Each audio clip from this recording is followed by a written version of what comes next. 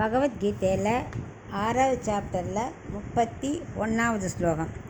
சர்வபூதஸ்திதம் யோமா பஜத்யேகத்ம மாஸ்திதஹ சர்வதா வர்த்தமானோபி சயோகி மயி வர்த்ததே.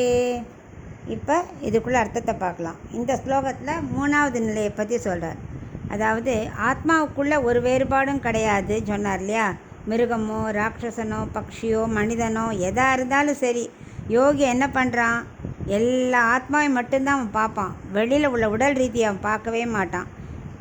ஏன்னா பகவானை விட்டு பிரிக்க முடியாது. நம்ம எல்லாரோட உடலும், அவரோட உடலை நம்ம அத்தனை பேரும் இருக்கோம்.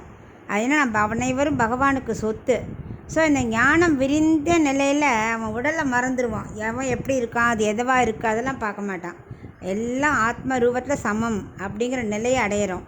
அப்படி அடைஞ்சிட்டா அவனுக்கு பகவானும் சமங்கிற நிலையை அடையிறான். பகவான் ஜீவாத்மா பரமாத்மா சமங்கிற நிலையை அடையிறான். ஏன்னா ஞானம் மலர்ந்தாச்சு.